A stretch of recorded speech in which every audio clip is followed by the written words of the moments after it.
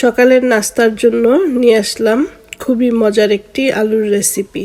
সবসময় একঘেয়েমি আলু ভাজি আর কত, এবার একটু পরিবর্তনের দরকার।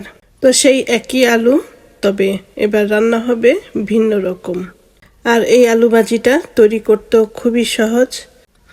তো যেভাবে আমি এই আলু ভাজিটা করলাম, নিয়ে নিলাম এখানে আমি 4টি আলু। আর আলুগুলো ছুলে নিব।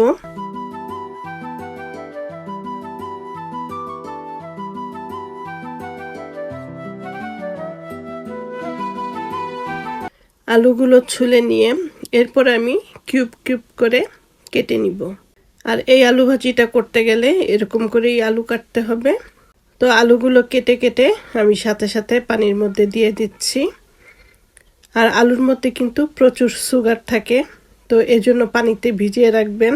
পানি থেকে ওঠানোর পর দেখবেন পানির মধ্যে কিন্তু সুগারগুলো জমা থাকে।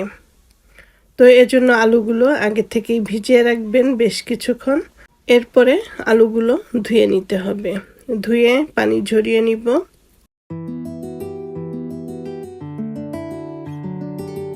আর এদিকে চুলায় বসিয়ে দিলাম একটি পাত্র, এর মধ্যে দিয়ে দিলাম রান্নার তেল।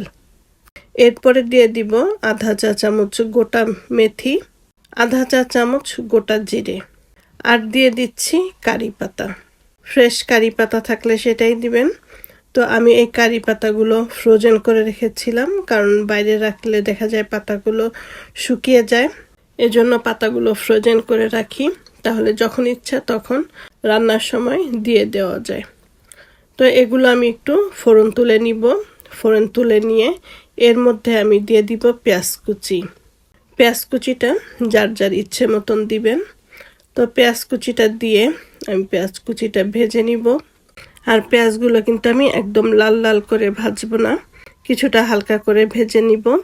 এরপর আমি দিয়ে দিব আধা চা চামচ হলুদ গুঁড়ো, আধা চা চামচ মরিচ গুঁড়ো এবং আধা চা চামচ জিরে গুঁড়ো, আধা চা চামচের থেকে একটু কম আদা পেস্ট এবং রসুন পেস্ট। দিয়ে দিচ্ছি স্বাদ মতন লবণ। সবগুলো উপকরণ দিয়ে মশলাটা আমি একটু কষিয়ে নিব।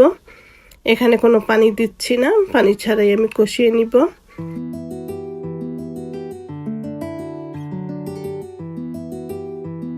এরপরে আমি দিয়ে দিব টমেটো কুচি। এখানে আমি 2টো টমেটো নিয়েছি। টমেটোটা দিয়ে মশলার সাথে মিশিয়ে এবার আমি ঢেকে কষিয়ে নিব।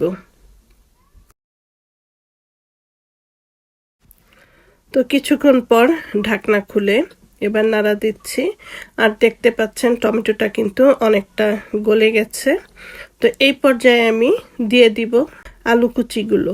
তো আলুগুলো আমি তো ধুয়ে পানি ঝরিয়ে রেখেছিলাম। এরপরে এই মশলার মধ্যে দিয়ে কিছুক্ষণ নেড়ে চেড়ে এরপরে আমি ঢেকে দিব।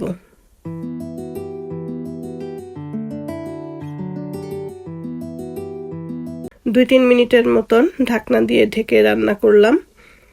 তো আলুটা কিন্তু এখনো হয়নি। আর এই পর্যায়ে আমি দিয়ে দিচ্ছি পানি। তো গরম পানিটাই দেওয়ার চেষ্টা করবেন। গরম পানিটা দিলে যে কোনো রান্নাই ভালো হয়। আর পানিটা এরকমভাবে দিতে হবে যাতে আলুটা একটু ডুবে ডুবে যায়, এরকম করে।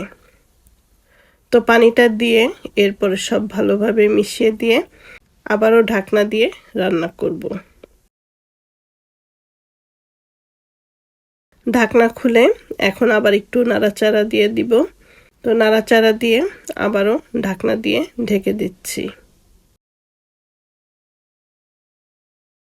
আবারও 3-4 মিনিটের মতন রান্না করলাম। রান্না করে ঢাকনাটা খুলে নিলাম। আর এবার কিন্তু আলুটা সেদ্ধ হয়ে গেছে। তো এখন এই আলুটা যেহেতু আস্ত আস্ত আছে, আমি একটি চামচ দিয়ে চেপে চেপে আলুগুলো একটু ভেঙে দিব, যাতে একটু মাখা মাখা ভাব হয়। আর এই আলু ভাজিটাতে একটু কিন্তু ঝোল ঝোল থাকবে। তো দেখতে পাচ্ছেন আমি কিরকম করে করেছি, অনেকটা মাখা মাখা আবার ঝোলও আছে। তো এই পর্যায়ে কিন্তু আলু ভাজিটা হয়ে গেছে। আপনারা চাইলে কাঁচামরিচও দিতে পারেন। তো আমি আর দিলাম না কাঁচামরিচটা। তো এই তো হয়ে গেল কারি পাতা দিয়ে আলু ভাজি। আর এই আলু ভাজিটা শুধু রুটি নয়, ভাত দিয়েও খেতে পারেন। এই আলু ভাজিটা কিন্তু অসম্ভব মজা হয়। আপনি যাকে খাওয়াবেন সে আপনার কাছে এই রেসিপিটা জানতে চাবে আর প্রশংসা তো করবেই। তো আজকের এই আলু ভাজিটা যদি আপনাদের ভালো লাগে তাহলে অবশ্যই স্বপ্নকথা প্যারিস চ্যানেলের পাশে থাকবেন। ভালো থাকবেন সবাই। আল্লাহ হাফেজ।